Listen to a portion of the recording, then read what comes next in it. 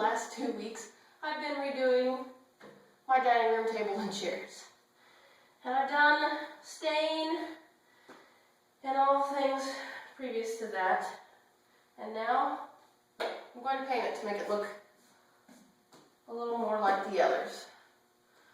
So I have, this is interior flat enamel. I got a low odor. I'm doing this in a garage, and I don't feel like getting high like, well, most of that 70s show. So I have a little brush here, and you don't necessarily have to get a little brush like this. I just kind of like the way that it feels, and the bristles are really soft, and I can get a really uniform coat. Now, the first coat, some people will say you need to use some type of primer, and I don't think that that's necessary in all cases. I am sealing the furniture with polyurethane, so I don't feel that it's necessary to do a primer to get, you know, proper adhesion, but I'm going to be having an oil-based primer, or an oil-based polyurethane on top of this. So, or you could go and spring for the paint and primer all-in-one at your local Home Depot. Kelly in no way endorses buying paint solely from Home Depot, but Behr paint is pretty good. So, and for the first coat, if a little bit shines through, that's alright, because you will definitely want to do 2 coats, especially if you're going from a light wood to a dark color or some kind of major color shift. But I just like to do it nice and steady and uniform. And a lot of people will tell you that you need to get one of those little rollers and use that on the furniture and stuff. And for bigger, flatter pieces, like we're doing a dresser and things like that, I would totally invest in one. But I have all of these little spindle pieces on the back of the chair,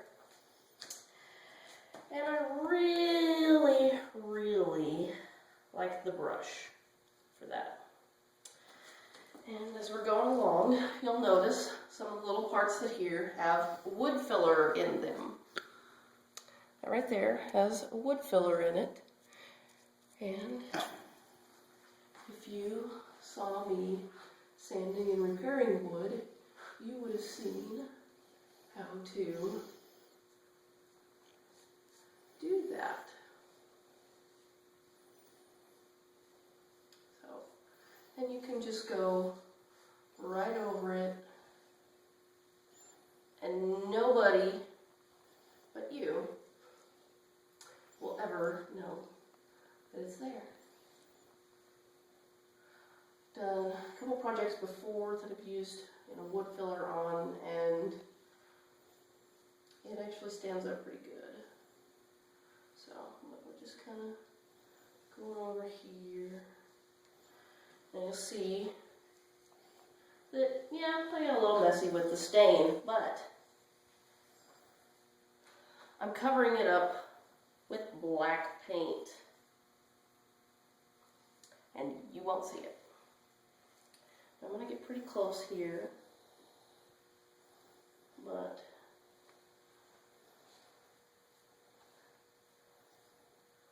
I'm actually going to do the close-up stuff with just a little craft brush from Hobby Lobby. You can get in here and get in. Okay, this brush wasn't as flexible as what I thought it would be.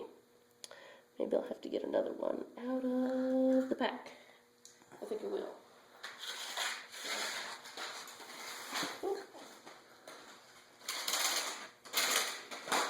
Get out out of the paint. Thank you. Much better. Just come in here, at least right at the bottom. Try to get as close as you can, and I have something on this brush crap. Just try to get as close as you can. Also, if you've recently stained the piece like this, and you have your arm on here, you'll end up with cheetah print on your arm. I had that happen a couple nights ago. That was a lot of fun.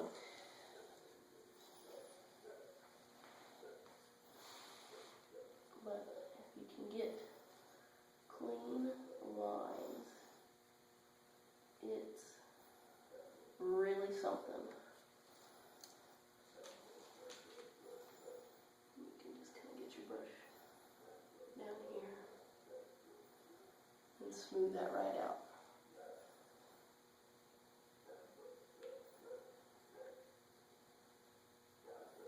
So, and I think that really looks neat. Now also, I've got this one here that I've already done. I could show you what I am doing with that. Remember sanding block from earlier? 80 grit sandpaper. I'm going to flip this chair around. And I am distressing it just a little bit right along here. I'm going to go and sand in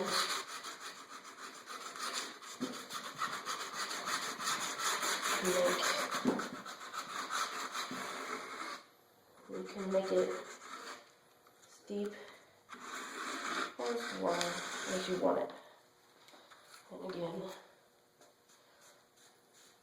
my favorite little cloths. So, and then you'll want to make sure just to kind of rub over it with the 220 grit sandpaper. Just kind of take care of any edges or stuff. And I'm actually going to get one of my special little brushes here. And, oh, mercy. I am actually going to stain this right along here. And it's okay if you get a little bit over on the black, because like stain, well, I mean this is stain, but like you did earlier, the stain, you will be wiping this off. There we go. I was actually able to keep my hand pretty steady. And you let that sit on there for a little while.